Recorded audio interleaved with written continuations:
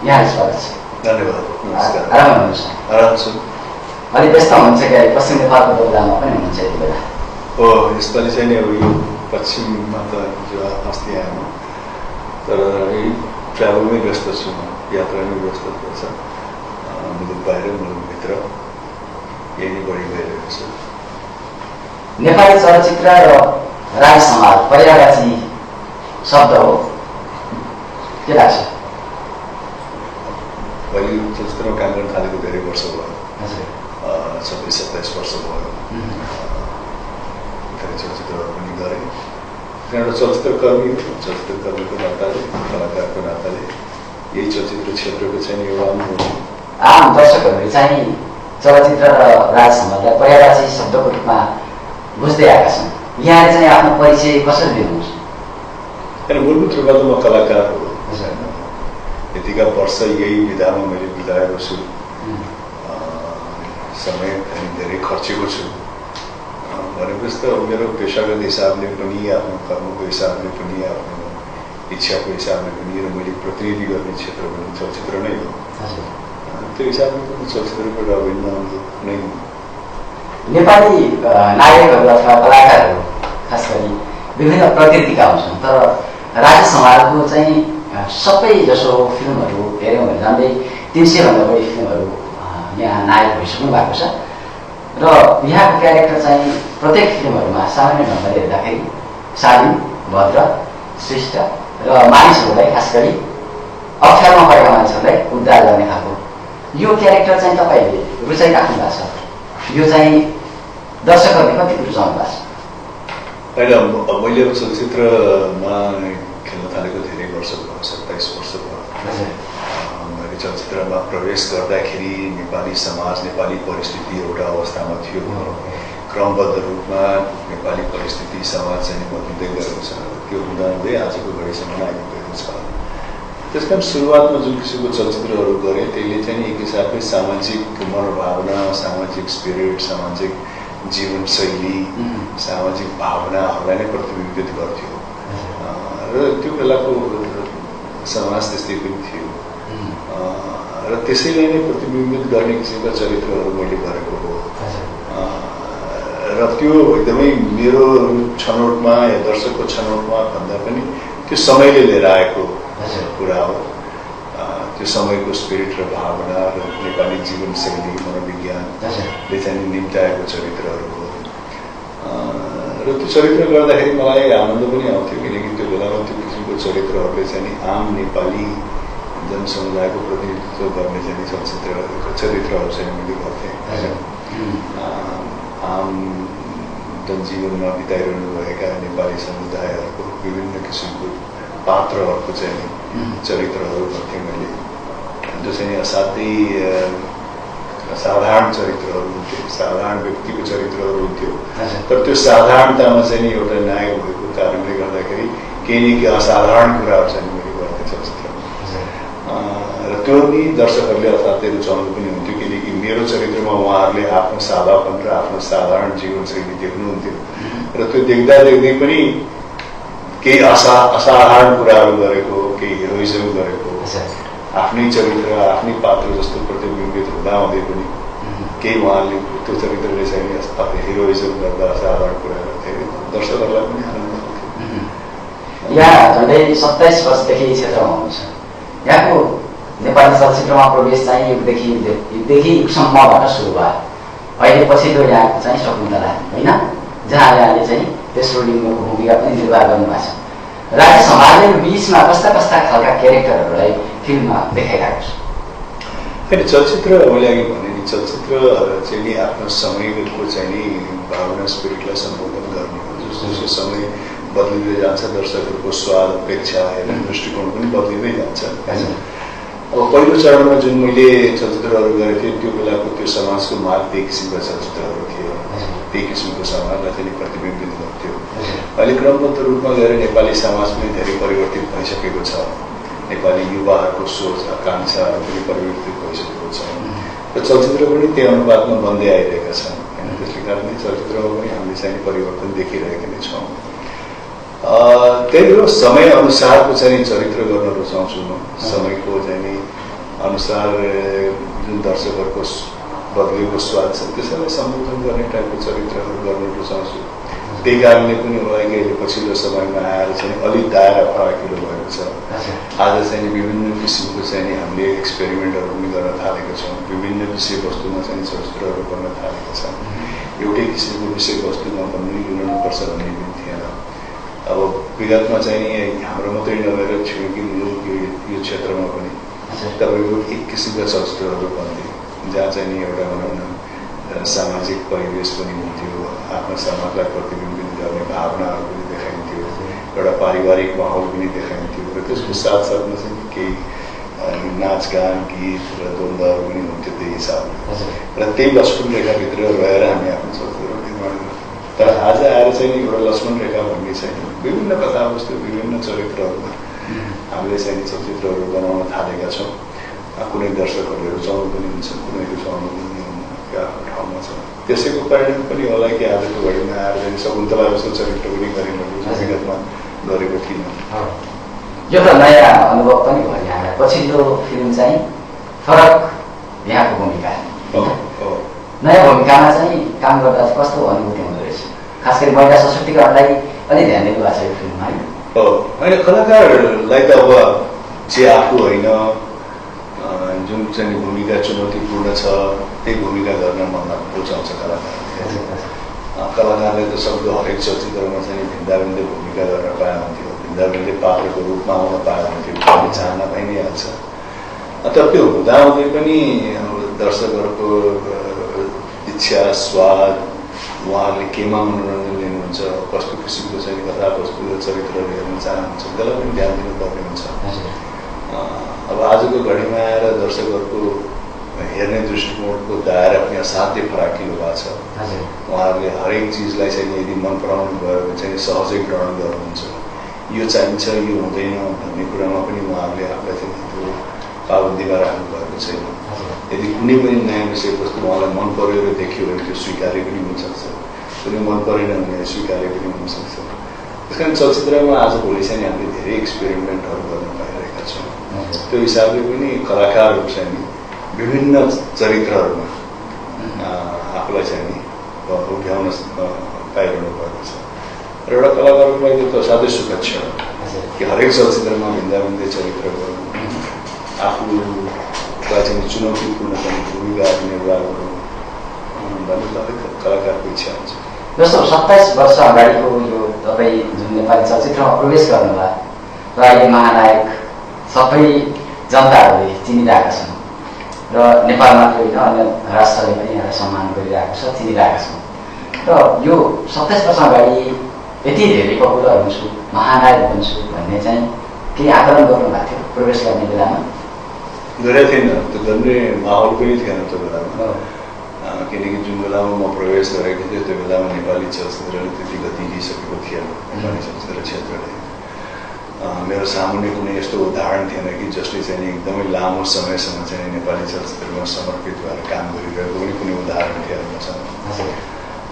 र नेपाली चलचित्रहरू त्यति धेरै बन्दा पनि बन्दैनथे होइन। वर्षमा एउटा मुस्किलले या 2 वर्षमा एउटा चलचित्रहरू बन्थे। त्यस कारण त्यो बेलामा चाहिँ एकदमै यसलाई चाहिँ निरन्तरता दिइरहन सक्छु भन्ने चाहिँ ममा त्यति आत्मविश्वास थिएन। चलचित्रमा काम गर्ने इच्छा त थियो, त्यही इच्छाले चाहिँ डोराएर म यहाँ आएँ। तर पहिलो चलचित्र गर्दाखेरि मेरो दोस्रो चलचित्र कहाँबाट आउँछ भन्ने कुरा पनि मलाई थाहा थिएन, किनकि त्यो बेलामा त्यति चलचित्र बन्दै हुँदैन थियो। म एउटा पहिलो चलचित्रमा सफल भए पनि दोस्रो चलचित्र चाहिँ कसले बनाउँछ, कहाँबाट आउँछ, मैले गर्न सक्छु कि सक्दिनँ भन्ने नै प्रश्न चाहिँ भयो। त्यसैबाट मैले थाहा नै गरेको। त्यस कारण त्यो बेलामा त मैले सोचे पनि थिएन कि 27 वर्ष चाहिँ एकदमै निरन्तर हिसाबले नेपाली चलचित्र क्षेत्रमै सेवा पुर्याउन सक्छु भनेर यो गर्नु पाएकोमा चाहिँ मैले एक रूपमा यसलाई उपलब्धिकै रूपमा पनि लिन्छु। तर केही न केही एउटा अलिअलि दूरदर्शिता त थियो ममा कि यदि हामी गर्दै गयौँ यसलाई चाहिँ अझ आफ्नो चाहिँ भनौँ न मन मस्तिष्कले भ्याएसम्म चाहिँ यसमा योगदान पुर्याउँदै गयौँ भने सायद यो क्षेत्र पनि चाहिँ विस्तार हुँदै जाला, फस्टाउँदै जाला र त्यही हिसाबले चाहिँ करियर अगाडि बढ्ला भन्ने एउटा झिनो दूरदर्शिता त थियो। तर त्यो बेलामा एकदमै कन्फिडेन्टका साथ चाहिँ नि एकदम अब म मेरो पहिलो सफल भयो, अब त म यसमा लागि पऱ्यो भन्ने परिस्थिति चाहिँ अलिक थियो। जस्तो राजा समारोहलाई हेर्ने दर्शकहरू जति पनि हुनुहुन्छ, तपाईँको यो सफलता जस्तो नेपाली चलचित्रमा सधैँ सबैको मन छुने, सधैँ सफल हुने, यो टिकिराख्ने र लोकप्रिय भइराख्ने, यो चाहिँ के कारणले गर्दाखेरि राजा समारोहको सफलता भयो? अनि मैले नेपाली चलचित्रमा काम गर्दाखेरि, विशेष मेरो सुरुवातका दिनमा काम गर्दाखेरि चाहिँ मैले आम नेपाली दर्शकहरूलाई नै मध्यनजर राखेर काम गरेँ। होइन, म यो नै चाहन्थेँ कि मेरो पात्रमा, मेरो कथावस्तुमा, मैले बोलेका संवादमा चाहिँ आम दर्शकको कुनै एउटा प्रतिबिम्बित होस्। उहाँहरूले नै आफ्नै बोली बोलेको, आफ्नै पीर बर्का भनेको, होइन, आफ्नै आफैले भोगेको कुराहरू चाहिँ मेरो पात्रको मार्फत मैले गरेको देखियोस् भन्ने नै मेरो मनसाय हुन्थ्यो। र त्यसैबाट चाहिँ म निर्देशित भइरहेको हुन्थ्यो। अब हाम्रो चलचित्रको अलिकति मनोरञ्जनात्मक त अवश्य पनि हुन्छ, होइन, अलिकति त्यसमा चाहिँ एकदम अकल्पनीय दृश्यहरू पनि हामी राख्छौँ, हिरोइजम राख्छौँ, नाचगान हुन्छ, द्वन्द्व हुन्छ, जुन साधारण जीवनमा हुँदैन त्यो त हुन्छ नि। चलचित्रमा अलिकति अतिरञ्जित पनि गरिन्छ, त्यो आफ्नो ठाउँमा छँदैछ। तर त्यो हुँदाखेरि पनि आम नेपाली दर्शकहरूले चाहिँ नि आइडेन्टिफाई गर्ने पात्रहरू नै गर्न म रुचाउँथेँ। र त्यही गरेको कारणले गर्दाखेरि होला मलाई आम नेपाली जनसमुदायले चाहिँ नि आफ्नै भावना, आफ्नो दृष्टिकोण कतै न कतै प्रतिबिम्बित भएको देख्नुभयो होला। त्यही देखेरै सायद चाहिँ उहाँहरूले चाहिँ आफ्नो भनौँ न हृदयमा राख्नुभयो होला। र त्यसैको उपजले चाहिँ यसरी निरन्तर अगाडि बढिरहन सक्यो मलाई। 2021 साल जेठ 26 गति राखेको जन्म भयो पाल्पामा हो। अनि अहिले 52 वर्ष हुनुभयो हो। मैले अब हिसाब राख्नै छोडेँ, 25 वर्ष पुगेछ त्यसपछि यो बिचको यो अहिले यो जुन भेरिएसन छ, यो यहाँको उमेर बढ्दैछ, यहाँको जोस चाहिँ कतिको बढ्दैछ कि घट्दैछ? होइन, अहिलेसम्म त मेरो जोस एकदमै यथावत छ। तर अब सबै कुराहरू समयले निर्धारित त गरि नै हाल्छ। तर आजको घडीसम्ममा चाहिँ नि ममा त्यो कुनै किसिमको जोस जाँगरमा कमी आएको छैन। भगवानको कृपाले र स्वस्थ पनि छु, होइन, त्यस कारण आफू अलिकति अनुशासित पनि छु। त्यो हिसाबले पनि जोस र जाँगर चाहिँ घटेको छैन। तर अब समय चक्रले चाहिँ नि अब विभिन्न परिवर्तन त ल्याइ नै हाल्छ। अब आगामी दिनमा के हुन्छ चाहिँ भन्न सक्दैन। तर आजको घडीमा चाहिँ नि त्यही जोस र जाँगर छ। अझ राम्रो राम्रो चलचित्र गरौँ भन्ने मनसाय नै छ। चलचित्रमै केही योगदान गरौँ, अहिले बदलेको परिस्थिति अनुकूलको चाहिँ पात्रहरूमा चाहिँ उत्रिन सकौँ, त्यस्तै विषयवस्तुहरू भएका चलचित्रहरूमा चाहिँ काम गर्न सकौँ भन्ने मनसाय चाहिँ छ अहिले पनि। यहाँ नेपाली चलचित्र मात्रै होइन कि एउटा पाकिस्तानी चलचित्रमा पनि अभिनय गर्नुभएको छ हो। यो चाहिँ भूमिका चाहिँ त्यो फिल्ममा कस्तो छ यहाँको? त्यो मैले चाहिँ हेरेको छैन त्यो पाकिस्तानी चलचित्र यहाँको। त्यो जानलेवा भन्ने चलचित्र थियो। त्यो चाहिँ यही सुटिङ गरिएको थियो। त्यसको टिम चाहिँ पाकिस्तानी थियो निर्देशक। त्यसमा एउटा इन्ट्रेस्टिङ भूमिका निर्वाह गरेको थिएँ मैले। एउटा नायककै भूमिका निर्वाह गरेको थिएँ। हाम्रो नेपालबाट नायक नायिका हुनुहुन्थ्यो, उताको पनि एउटा नायक नायिका हुनुहुन्थ्यो। यताबाट म र निरुता सिंह थियौँ, उताबाट चाहिँ पाकिस्तानी कलाकारहरू पनि थिए।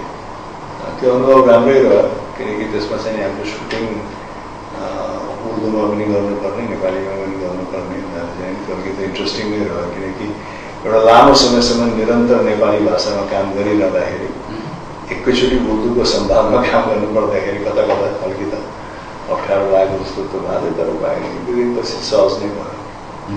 यो फरक अनुभूति यहाँको चलचित्र जीवनमा होइन? एउटा बेग्लै अनुभव चाहिँ भयो। अब यहाँले झन्डै 50 वर्षको उमेरमा चाहिँ यहाँले प्रत्येक अन्तर्वार्तामा सोधिने एउटा क्वेसनको जवाब चाहिँ 50 वर्षको उमेरमा दिनुभएको छ। त्यो प्रश्न चाहिँ राजेश दाइको बिहे चाहिँ कहिले हुन्छ भन्ने प्रश्न नै होला सायद तपाईँको जीवनमा धेरै पत्रकारले सोध्ने क्वेसन। तर यहाँले यो प्रश्नको एन्सर दिइसक्नु भएको छ। अब चाहिँ मधु भट्टराईसँग यहाँको जुन वैवाहिक सम्बन्ध गाँसियो, अब राजेश हमाललाई चाहिँ सन्तानको माया चाहिँ कति बढ्दैछ? यो प्रश्नको जवाब चाहन्छु। सन्तानको मोह त भइ नै हाल्छ। तर त्यही अब एकदमै हतारिरहेको चाहिँ छैन। उमेरको हिसाबले सायद हतारिनु पर्ने होला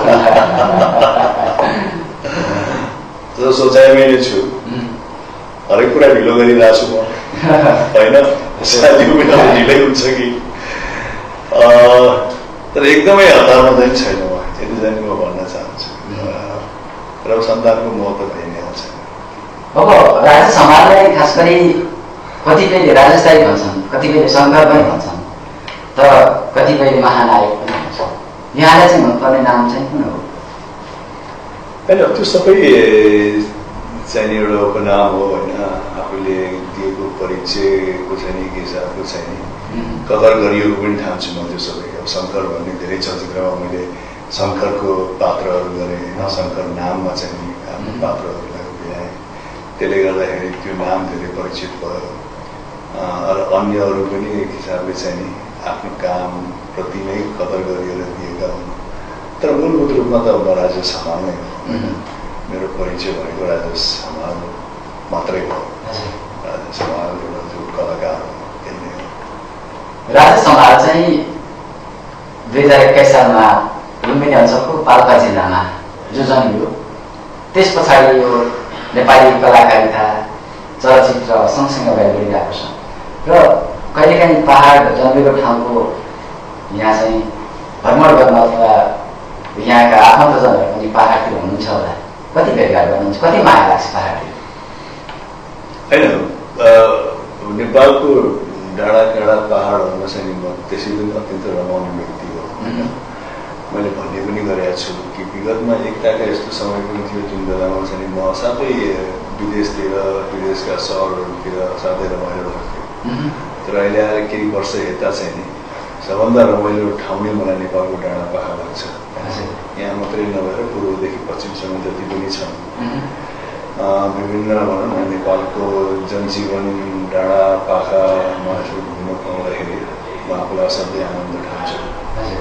अब पाल्पासँग चाहिँ नि अब हाम्रो अभिन्न साइनो छ सम्बन्ध छ अब म खास एक हिसाबले भन्दाखेरि नाम मात्रको पाल्पाली भए तापनि आफूलाई पाल्पाली नै भन्छु म हाम्रो परिवारहरू हामी पाल्पाली नै हो भन्छु किनकि पाल्पामा हाम्रो ज्वरो छ अब म त पाल्पाको त्यही टान्सिनमा जन्मेँ मिसन हस्पिटलमा जन्मेँ मिसन हस्पिटल धेरै पुरानो हस्पिटल हो थियो म जन्मिँदाखेरि पनि थियो त्यो बेलामा चाहिँ अब विदेशी डक्टरहरू हुनुहुन्थ्यो त्यहाँ तर जन्मेको 6 महिनामा चाहिँ नि मैले पाल्पा छोडेँ त्यसपछि म एकैचोटि सायद देवकी भन्ने फिल्मको सुटिङमा जुन यही बुटवल र पाल्पामा भएको थियो आफ्नो तेस्रो फिल्म थियो क्यारे त्यसैको छायाङ्कनको कुरा म पाल्पा आउने मौकामा पाएँ 6 महिनाको बेलामा छोडेको थिएँ तर अन्यहरू चाहिँ नि मेरो परिवारसँग पाल्पा असाध्यै गाँसेको छ किनकि मेरो बुवा बनारसबाट मास्टर्स गरिसकेपछि पाल्पा हाई स्कुलको पहिलो या दोस्रो हेड मास्टर हुनुहुन्थ्यो पद्मोदय हाई स्कुल भन्ने छ क्या हो त्यसको चाहिँ नि मेरो बुवा चाहिँ स्थापनाकालकै हेड मास्टर हुनुहुन्थ्यो त्यो हिसाबले पनि अनि मेरो म बुवा दुइटै चाहिँ नि पाल्पाको दुवैजना पाल्पा हो मेरो आमाको मामौली चाहिँ नि हामी भैरवस्थानका हौँ र त्यहाँ म मामौलीसँग धेरै नजिक थिएँ किनकि मेरो आफ्नै मामाहरू कोही हुनुहुन्न खालि आमा मात्रै हुनुहुन्छ एउटा मात्रैबाट चाहिँ दुईवटा छोरी मात्रै भावनाले मामौलीसँग नजिक छु त्यस कारण भैरवस्थान पाल्पा दानसेन बुवाले त्यहाँ हेड मास्टरी गरेको त्यो सबै कारणले गर्दा आफू त्यहाँ जन्मिए गर्दाखेरि चाहिँ नि पाल्पासँग साइनो चाहिँ छ अब खास गरी नेपाली राष्ट्रियताप्रति पनि यति बेला केही प्रश्नहरू उठिरहेका छन् हामी राजनीति पनि सँगसँगै जोड्दै जान्छौँ सँगसँगै यहाँको व्यक्तिगत जीवनलाई पनि पट्याउँदै जान्छौँ र सँगसँगै यहाँको व्यावसायिक जीवनलाई पनि सँगसँगै जोड्दै जान्छौँ जस्तो यति बेला नेपाली राजनीतिप्रति यहाँको टिप्पणी चाहिँ के छ नेपाली राजनीति एकदमै सन्तोषजनक छ भनेर त सायद कमैले भन्नुहुन्छ होला नेपालीहरू होइन म पनि त्यसैमा त्यही पङ्क्तिमा नै पर्छु नेपालको राजनीति धेरै उतार चढाव पनि छ धेरै असन्तुष्टिहरू पनि छन् धेरै गुनासोहरू पनि छन् विशेष गरी जनसमुदाय पक्षबाट त्यस कारण नेपाली राजनीतिमा धेरै कुराको सुधार गर्नु जरुरी छ त्यही नै हो र त्यो अभिभारा राजनीति सम्हाल्ने व्यक्तिहरूलाई छ र अहिलेसम्म यसो हेर्दाखेरि उहाँहरू खासै खरो उत्रिन सक्नु भएको छैन। अब यो राजनीतिलाई सही ढङ्गले अगाडि बढाउन चाहिँ केही सुझाव छ यहाँको तर्फबाट? सुझाव भन्दा पनि किनकि जसले राजनीति हाँकिरहनु भएको छ उहाँहरू पनि असाध्यै अनभिज्ञ छैन, अवश्य पनि हुनुहुन्न, ज्ञान प्रशस्त छ उहाँहरूलाई। उहाँ त राजनीतिमै चाहिँ डुबेको व्यक्तिहरू हुनुहुन्छ। म त आफ्नो सुरुवातको दिन चलचित्रप्रति आकर्षित भएर कलाकार हुन्छु भनेर लागेको, उहाँहरू त सुरुवातकै दिनमै राजनीति गर्छौँ हामी, राजनीतिमै हामी समर्पित हुन्छौँ भनेर लागेका व्यक्तिहरू हुनुहुन्छ। त्यस कारण राजनीतिमा उहाँहरूको समर्पण, उहाँहरूको सङ्घर्ष धेरै ठुलो छ। र त्यो हुँदाहुँदै पनि आजको घडीसम्म आइपुग्दाखेरि र राज्य सम्हाल्ने अवस्थामा पुग्दाखेरि चाहिँ उहाँहरूको कार्यप्रति त्यति सन्तोषजनक छैन। सुझाव दिनुभन्दा पनि मलाई लाग्छ कि अब हामी एउटा सानो देश हौँ होइन, अब सानो देशको आफ्नै जटिलता हुन्छ, आफ्नै समस्या हुन्छ, आफ्नै किसिमको भू राजनीति हुन्छ होइन, आफ्नै किसिमको चाहिँ सम्बन्ध राख्नुपर्ने हुन्छ उनीहरू देशबाट। त्यो सबैलाई दृष्टिकोण गरेर यदि हामीले चाहिँ आफ्नो स्वाभिमान, आफ्नो राष्ट्रियता, हामी नेपाली हौँ भनेर एकदम शिर उचालेर गर्वका साथ भन्न सक्ने परिस्थिति उहाँहरूले बनाउनु दिनुभएको खण्डमा त्यो असाध्यै चाहिँ हाम्रो लागि चाहिँ त्यो नै सबभन्दा प्रिय हुन्थ्यो होला। किनकि अब विकासका कुराहरू भनेको तपाईँको अन्य अरू आर्थिक कुराहरू भनेका आफ्नो देशको परिस्थिति अनुसार चाहिँ त्यो हुँदै जाने हो होइन। आफ्नो देशको जुन किसिमको हैसियत छ त्यसमा चाहिँ सौदो गरेर अगाडि बढ्ने हो, त्यो चाहिँ आफ्नो ठाउँमा छँदैछ। तर त्योभन्दा पनि यदि हाम्रो राजनीतिज्ञहरूले चाहिँ नेपालीहरूलाई स्वाभिमान बन्न सक्ने चाहिँ मौका दिनुभयो, घडी दिनुभयो, त्यही हिसाबले चाहिँ आफ्नो राजनीतिलाई चाहिँ परिचालित गर्नुभयो। आफ्नो देशको परिस्थितिलाई मध्यनजर राखेर, यहाँको भू राजनीतिलाई परिस्थितिलाई मध्यनजर राखेर नेपालको अन्य मुलुकहरूसँग कस्तो किसिमको सम्बन्ध कायम राख्नु भने चाहिँ नेपालीहरूमा चाहिँ स्वाभिमानमा कुनै दखल नलाग्ने हिसाबले गर्न सकिन्छ भन्ने हिसाबले चाहिँ उहाँहरू अगाडि बढिदिनु भएको खण्डमा चाहिँ सायद हामीलाई आज चाहिँ नेपाली हुनुमा गर्व लाग्थ्यो होला। संविधान झन्डै 8 वर्षको अवधिपछि आएको छ, तर संविधान आएको पनि 1 वर्ष पनि बटिसकेको छ र यो बिचमा संविधान आइसके पछाडि आम नागरिकहरूले धेरै अपेक्षा गरेका थिए, ती अपेक्षाहरू किन पुरा हुन सकेन, के लाग्छ? होइन, संविधान भएको 100% एकदमै सही हो। यो चाहिँ एकदमै एकचोटि लेखेको जुन रामायण या महाभारत नै हो भनेर एकदमै सबै पक्षबाट 100% स्वीकार्य नै हुनुपर्छ भन्ने पनि होइन। संविधानमा लेखेका धेरै कुराहरू चाहिँ नि अस्वीकार्य धेरै मुलुकमा छ। अमेरिकामा लेखेका संविधानहरू त्यतिका 100 वर्षमा लेखेको संविधान कति दफा चाहिँ संशोधन गर्नुपर्छ यसमा हामीलाई चित्त बुझ्ने छैन भन्ने पक्षहरू पनि यथावत छँदैछ। हाम्रो त अहिले भर्खरै निस्केको संविधानमा चाहिँ नि विभिन्न किसिमको दृष्टिकोण र त्यसप्रति चाहिँ गुनासोहरू पनि असहज मतलब के अरे नयाँ कुरा होइन। अब त्यो भएको कारणले गर्दाखेरि त्यो आउनु त ठिकै हो, तर जहाँसम्म लाग्छ अब संविधानले चाहिँ सबैलाई समेटेर चाहिँ लानुपर्छ, सबैलाई चित्त चाहिँ बुझाउन सक्नुपर्छ। तर 100% संविधानबाट चाहिँ नि सबैको चित्त बुझ्छ भनेर बुझ्नु पनि गलत हुन्छ जनताको हिसाबले। संविधान चलानमा छ त्यो तपाईँको चाहिँ परिस्थिति अनुसार स्वीकार संशोधन पनि गर्न सकिन्छ, तर संशोधन गर्नुको लागि पनि तपाईँको मूलभूत रूपमा एउटा बिन्दुमा चाहिँ त्यो संविधानको स्वीकार्यता र अपनत्व पनि अप्नाउनुपर्छ। अपनत्व अप्नायो भने नै त्यसलाई संशोधन पनि गर्न सकिन्छ। तपाईँले अपनत्व नै अप्नाउनु भएन भने त खालि संशोधन मात्रै पनि गर्नु मिल्दैन, किनकि तपाईँले सुधार ल्याउनु त पहिला त्यसलाई अप्नाइसकेपछि, त्यसलाई स्वीकार्य भइसकेपछि अब हामीले यसमा अझै के सुधार ल्याउन सक्छौँ भनेर अगाडि बढ्यो भने बढ्ता राष्ट्रको चाहिँ हुन्छ होला। अब यो बिचमा यहाँले आफ्नो जिम्मेवारीलाई पनि धेरै फराकिलो बनाइराख्नु भएको छ पछिल्ला केही वर्षहरूमा, जस्तो नेपाली चलचित्रमा मात्रै यहाँ केन्द्रित भइराख्दाखेरि पनि सामाजिक गतिविधिमा पनि यहाँ अलि धेरै एक्टिभ हुनुहुन्छ पछिल्ला केही वर्षहरूमा। अब कतिपय अवस्थामा राज्य समाज सक्रिय राजनीतिमा फर्किन्छ भन्ने समाचारहरू पनि अथवा कतिपय आकलन पनि गरिरहेका छन्। राज समाजलाई चाहिँ राजनीतिमा आउने रुचि चाहना चाहिँ कस्तो छ? होइन, म मूलभूत रूपमा कलाकार हो। हेर्नुहोस्, म कलाकारिता गर्नेमा रमाउने हो, चलचित्रमा चाहिँ नि रमाउने व्यक्ति हो, त्यो नै मेरो पहिलो विधा हो। त्यो हुँदाहुँदै पनि एकदमै राजनीति, देशको घटनाक्रमबाट चाहिँ अछुत भएर चाहिँ व्यक्ति बस्न सक्दैन, विशेष गरिकन यतिका वर्ष बिताइसकेपछि।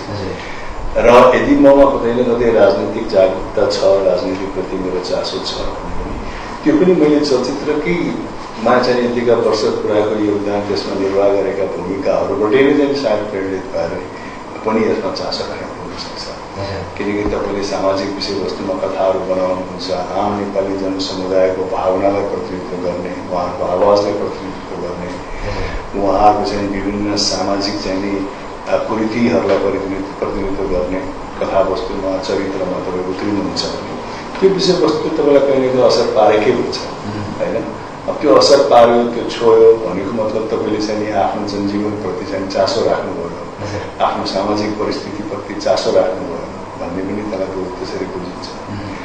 अब त्यसमा अलिकति डुबिसकेपछि यो परिस्थितिमा परिवर्तन किन आउन सकेन, यसमा चाहिँ सुधार किन आउन सकेन भनेर विभिन्न प्रश्नहरू उठ्छन्।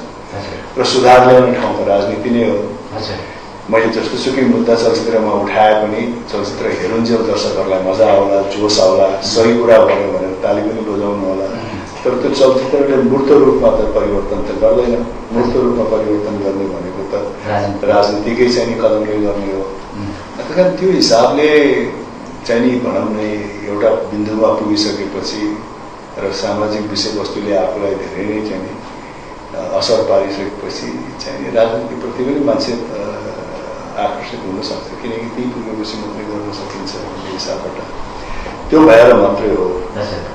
तर यदि राजनीति गर्ने व्यक्तिहरूले नै त्यसलाई सुचारू रूपमा गरिदिनु भएको छ र राजनीतिलाई चाहिँ राम्रोसँग डोराउनु भएको छ भन्दा हामी विभिन्न क्षेत्रमा चाहिँ रुचि राख्ने व्यक्तिहरूले त आफ्नो आफ्नो क्षेत्रमा योगदान पुर्याए पनि देशको चाहिँ सेवा भइ नै हाल्छ। तर त्यही हो, यदि अब राजनीति गर्नेहरूले चाहिँ नि गर्नु भएन भने चाहिँ काम पनि केही गरौँ कि भन्ने चासो त निक्लिने। आम नागरिकहरूले पनि कतिपय अवस्थामा यस्ता तपाईँ जस्ता महानायकहरू यसको नेतृत्व गरिदिए हुन्थ्यो भन्ने चाहना चाहिँ यहाँ विभिन्न ठाउँमा हिँड्दा पनि पाउनुहुन्छ होला नि।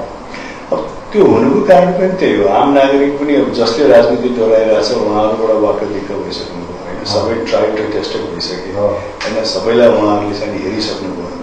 अनि त्यो दिगदारीपनबाटै निस्केका चाहिँ यी कुराहरू हुन्। यदि राजनीति गर्नेहरूबाटै आम नागरिकहरू सन्तुष्ट भएको भए त राजेश हमालको कलाकारिताबाट मात्रै हेर्न चाहनुहुन्थ्यो होला। तर उहाँहरूले चाहिँ अब राजनीतिकैबाट उहाँहरूको चाहिँ असन्तुष्टि भइसकेपछि अब कुन कुन क्षेत्रका राम्रा राम्रा व्यक्तिहरू हुन्छन्, सायद उहाँहरूले राम्रो गर्न सक्नुहुन्छ कि भन्ने हिसाबबाट मेरो नाम पनि आएको होला। अब यसको लागि सबैले तपाईँबाट नागरिकहरूले चाहना गऱ्यो भने राजेश हमाल तयार छ, यसरी बुझौँ। राजनीतिमा आउँदैन भनेर म भन्दिनँ, किनकि राजनीति भनेको सेवा हो र राजनीतिमा तब आउँछु म जब चाहिँ मलाई साँच्ची नै आफ्नो सामाजिक परिस्थिति, आफ्नो राष्ट्रको परिस्थितिदेखि अलिकति हुस महस लाग्छ र साँच्चीकै मैले पनि केही गर्न सक्छु भन्ने चाहिँ मैले लाग्छ र यसैप्रति चाहिँ समर्पित भएर सेवा गर्ने चाहिँ मनसा जागृत आवश्यक लाग्छ। उमेर बढ्दैछ, जागृत बढ्दैछ, तर यो देशलाई विकास दिनलाई राजेश हमाललाई चाहिँ 2-4 वर्ष कुर्नुपर्ने हो। यति समय चाहिँ म तोक्न सक्दिनँ, किनकि राजनीति भनेको खालि राजनीतिमा जानको लागि मात्रै होइन। राजनीतिमा जानु भनेको चाहिँ आफूले केही गर्न सक्नु, आफ्नो केही एउटा स्थान बनाउन सक्नु भनेरै जानु हो। अब राजनीतिका आफ्नै जटिलता छन्। मलाई एकदम राजनीतिमा इच्छा भयो भन्ने बित्तिकै त्यतिकै राजनीति गर्ने पनि हुँदैन। यहाँ विभिन्न किसिमको छैन, तपाईँको पार्टीगत विचार हुनु पऱ्यो, आइडियोलोजी हुनु पऱ्यो, नेताहरूको चाहिँ सही हुनु पऱ्यो, कुन नेताको चाहिँ अधीनमा रहेर कुन नेताको चाहिँ मिलिरहेर मैले सेवा गर्न सक्छु, काम गर्न सक्छु भन्ने पनि ममा चाहिँ एउटा ठोस विश्वास भइहाल्नु पऱ्यो। त्यो सबै कुराले चाहिँ ठुलो भूमिका खेल्छ। राजनीतिमा अचानक मलाई मन लाग्यो भनेर एउटा काम गर्न गएको जस्तो होइन, इन्टरभ्यू दिएर चाहिँ फलाना काम गर्छु भन्ने कुरा पनि पाएन। कारण राजनीतिक आफ्नै जटिलताहरू छन् त्यो सबैलाई म बुझ्छु एकदमै हताशमा आएर म राजनीति गर्छु अब 1 वर्षपछि लाग्छु म चुनावमा भनेर पनि भन्दैन किनकि त्यसको आफ्नै एउटा प्रक्रिया छ आफ्नै जटिलता छ त्यो सबैलाई मध्यनजर गरेर गर्छु अब यो सन्दर्भ सँगसँगै छ यहाँको व्यक्तिगत जीवनमा थोरै फर्कौँ यहाँ विवाह गरेको झन्डै 2 वर्ष जति भयो होइन अब यहाँको जीवन सङ्गिनी मधु भट्टराईसँगको यहाँको परिचय पहिलो परिचय कहाँ थियो अलिकति अहिले मधुसँग मैले बिहा गर्नुभन्दा मलाई लाग्छ 7-8 वर्ष अगाडि भेटेको थिएँ मैले पहिलो भेटमै पल्ट छँदा हाम्रो एकदमै सम्बन्ध गहिरो त गएन पहिलो देखादेख भयो भेट भयो त्यसपछि चाहिँ नि अलिकति नजिकिन लागेर सम्बन्ध गहिरो हुँदै जानलाई चाहिँ केही समय लाग्यो त्यही हो अचानक उसँग ऊ खासै एकदमै मोडलिङ गरिरहेको व्यक्ति त होइन तर यो एउटा लक्स ब्युटी कन्टेक्स्ट भन्ने थियो त्यो बेलामा लक्स ब्युटी कन्टेस्टले चाहिँ नि देशव्यापी रूपमा विभिन्न महिलाहरूलाई चाहिँ छनौट गरेर एउटा प्रतियोगिता गरेको थियो काठमाडौँमा अनि त्यस्तै चाहिँ नि मधु मलाई लाग्छ धरानबाट छनौटमा परेको थियो र त्यही लक्स ब्युटी क्विन गर्दाखेरि हयात रेजेन्सी काठमाडौँको हयातमा चाहिँ नि उहाँको सो थियो र त्यो सोमा चाहिँ नि मलाई जजको रूपमा बोलाइएको थियो हुन त त्योभन्दा अगाडि पनि धेरै ब्युटी पेजेन्टहरूको जजिङ त मैले गरेँ अब त्यो बेलामा मलाई खासै कसैसँग के सरकार हुँदैन थियो तर त्यो बेलामा चाहिँ नि अब संजोगै त्यस्तो पऱ्यो अब लेखेकै रहेछ मधु चाहिँ नि कता कता आकर्षण लाग्यो मलाई र स्टेजमा पनि सबै महिलाहरू चाहिँ नि लाइनअप गर्दाखेरि उभिँदाखेरि मैले पनि सम्झिन्छु मेरो छेउमा त्यही हायर रेजेन्सीकै जेनरल म्यानेजर जो महिला हुनुहुन्थ्यो बसिरहनु भएको थियो उहाँले मलाई मजाकमा बिहा नगरेका व्यक्ति हुनाले सबै ब्युटी कन्टेस्टमा भाग लिने महिलाहरू स्टेजमा खडा गरेपछि मैले कुन चाहिँ उसलाई राम्रो लागेर सोध्नु भएको थियो मैले त्यत्तिकै ऱ्यान्डमली भन्दाखेरि मधु नै परिरहेको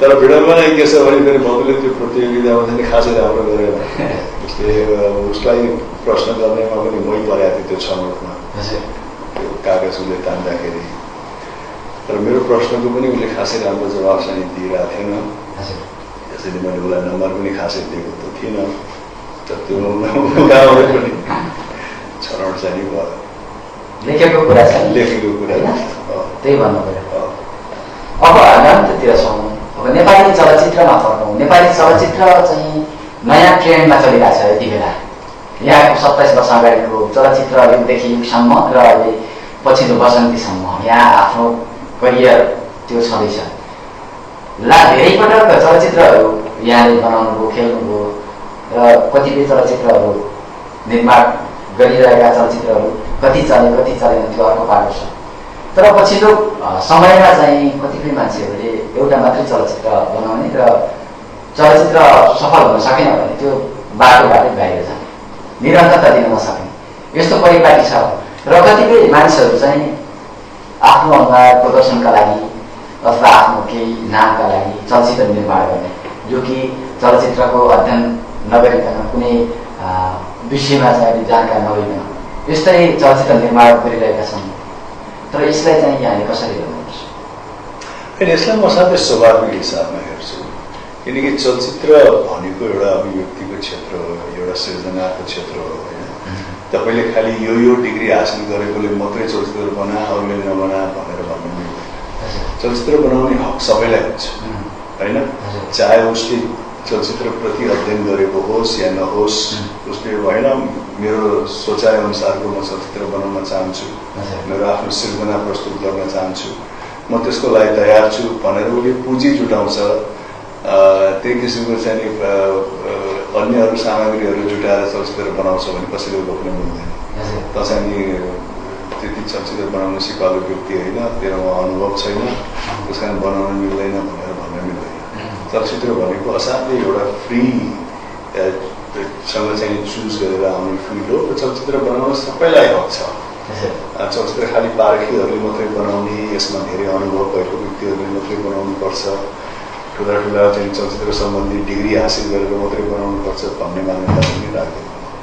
तर त्यो हुँदाहुँदै पनि चाहिँ नि यसमा अब पारखीहरू र राम्रो राम्रो चलचित्र बनाउने व्यक्तिहरूबाट नै यो क्षेत्र चाहिँ नि डोराइएको चाहिँ अवश्य पनि हुनुपर्छ। त्यो चाहिँ नि खाँचो छ। अब त्यो हेर्दाखेरि चाहिँ नि कता कता हामीले अब अहिले आएर भनौँ न नेपाली चलचित्रमा पनि यङ फोर्सहरू आउनुभएको छ र चलचित्र भनेको मैले अघि भने जस्तो एकदम आजको घडीमा आएर चलचित्र परिवर्तन भयो भन्ने बित्तिकै त्यो एकदमै असामान्य हुँदैन। किनकि अब समाज परिवर्तन हुन्छ, समाजको स्वाद परिवर्तन हुन्छ होइन। अर्को 10 वर्षपछि फेरि अर्कै स्वाद हुन्छ, अर्कै दृष्टिकोण हुन्छ र त्यही अनुसारको चलचित्रमा पनि परिवर्तन आउँछ। त्यस कारण आज घडीसम्म आएर चलचित्र परिवर्तन हुनुको मुख्य कारण चाहिँ परिवर्तित समाजलाई नै सम्बोधन गर्नलाई बनिरहेको हो। त्यस कारण नेपाली चलचित्र अहिलेसम्म यसो हेर्दाखेरि चाहिँ म त एकदमै सन्तुष्ट छु। किनकि यसको एउटा गति छ, यो ठप्प छैन र कुनै बेलामा राम्रा चलचित्र पनि बन्छन्, कुनै नराम्रा पनि बन्छन्, नयाँ प्रवेशहरूले पनि बनाइरहेछन्। आजको घडीमा आउँदाखेरि उपकरणहरू पनि सहज रूपमा उपलब्ध छ। लगानी पनि खासै अब यदि तपाईँले एकदमै निम्न रूपमा चलचित्र बनाउन चाहनुहुन्छ भने पनि लगानी पनि लाग्दैन। तपाईँसँग हातमा चाहिँ डिजिटल क्यामेरा छ, व्यक्तिको घरमा कम्प्युटर छ, त्यस कारण बनाउन सकिन्छ। तर राम्रा चलचित्रहरू पनि बन्नु पर्यो। एउटा राम्रो सुखद पक्ष चाहिँ यसले गति चाहिँ लिइरहेछ। जबसम्म गति छ तबसम्म एउटा नयाँ मोड त आइ नै हाल्छ। यसको प्रगति चाहिँ नि का सम्भावनाहरू खुल्दै पनि जान्छ। त्यस कारण आजको घडीसम्म आउँदाखेरि चाहिँ नि यसको जुन एउटा गतिशीलता यसले लिइरहेको छ त्यसबाट चाहिँ म सन्तोषजनक छु। अब म अन्त्यमा 3टा प्रश्न यहाँलाई गर्छु। अब यहाँ यत्रो लामो समयसम्म भन्दै 3 दशक बिताइसक्नु भएको छ नेपाली चलचित्रमा। नेपाली चलचित्रको खास विशेषता चाहिँ के पाउनु भएको छ? नेपाली चलचित्रहरू एकदम सहज वातावरणमा बनाइँदैन सुरुवातदेखि नै। मैले प्रवेश गरेबाट नै अनुभव मेरो यही नै छ। हामी नेपाली चलचित्रहरू चाहिँ नि विभिन्न कठिनाइका साथ बनाउँछौँ, विभिन्न परिधिमा रहेर बनाउँछौँ। हाम्रो यसमा बजेटका समस्याहरू हुन्छन्, हाम्रो यसमा उपकरणका समस्याहरू हुन्छन्, हाम्रो यसमा चाहिँ विभिन्न किसिमका लोकेसन्सहरूको समस्याहरू हुन्छ। त्यो सबै समस्याको बावजुद पनि हामी चलचित्रहरू बनाइरहेका छौँ, चलचित्रहरू निर्माण गरिरहेका छौँ। त्यस कारण असाध्यै सहज वातावरणमा अवश्य पनि हामी निर्माण गरिरहेका छैनौँ र कलाकारहरू पनि त्यही हिसाबले चाहिँ समर्पित भएर विभिन्न सङ्घर्षका साथ चाहिँ नेपाली चलचित्रमा लागि परिरहनु भएको छ। केही सहजता अवश्य पनि आएको छ समयअनुसार। तर एकदमै अन्य अरू ठुला ठुला राष्ट्रका चाहिँ चलचित्र उद्योग जस्तो एकदम सहज वातावरणमा सबै कुराहरू पर्याप्त भएकै माहौलमा चाहिँ हामी बनाइरहेको छैनौँ। त्यसले गर्दाखेरि अब नेपाली चलचित्रकै आफ्नै समस्याहरू चाहिँ छन् र त्यो समस्याहरू नै हेरेर त्यसैलाई मध्यनजर गरेर चाहिँ हामी सबैले नेपाली चलचित्रहरू बनाउने हो। तर होइन, हाम्रो यहाँ बजेट पनि छैन, उपकरण पनि छैन, ऊ पनि छैन, के बनाउने भनेर चाहिँ अवश्य पनि बस्नु हुँदैन। जे जस्तो छ त्यही अनुसार चाहिँ हामीले चलचित्र बनाउनुपर्छ। नेपाल पनि एउटा चलचित्र निर्माण गर्ने राष्ट्र हो भनेर परिचित पनि दिनुपर्छ। हामीलाई जे जस्ता अप्ठ्यारो भए तापनि त्यसैको लागि हामी अलिक परिरहेछौँ नेपाली चलचित्रकर्मीहरू। महानायकका झन्डै 300 भन्दा बढी चलचित्रहरू छन्। ती चलचित्रमा सबैभन्दा धेरै मन परेको चलचित्र र यति धेरै चलचित्रमा सबैभन्दा मन परेको डाइलग अब हाम्रो दर्शकहरूको लागि।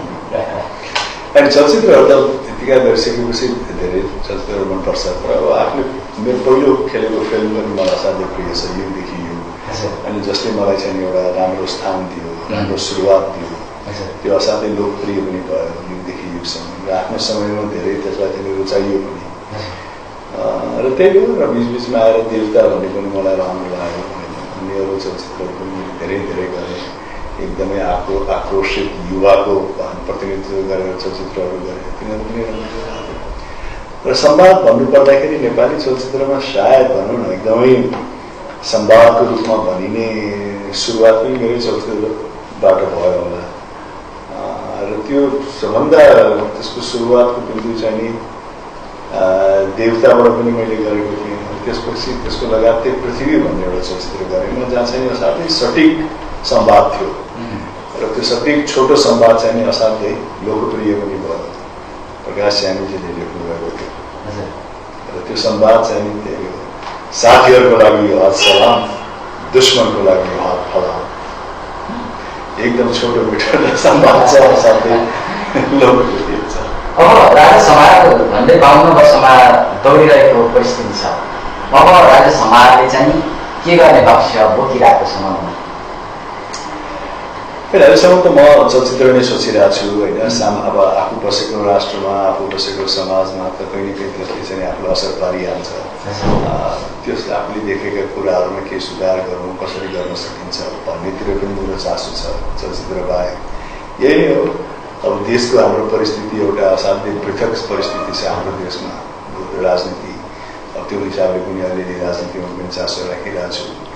यही कुराहरूलाई चाहिँ नि आफ्नो मनस्थितिमा राखेर अगाडि बढिरहेको छु। तर मूलभूत रूपमा चलचित्रकर्मी नै हो। अहिलेसम्म चाहिँ नि एकदम आकाङ्क्षाहरू छन्, अहिलेसम्म चलचित्रमा काम गरौँ, योगदान पुऱ्याउँ भन्ने पनि छ। अझ केही गरौँला, अझ केही चाहिँ हुँला भन्ने आशा पनि छ। तर अब यो फेरि सधैँ नहोला पनि, एउटा न एउटा समयमा गएर चाहिँ नि अलिकति स्थिरता त आउला। तर अहिलेसम्मको लागि चाहिँ नि त्यतातिर मैले धेरै सोचेको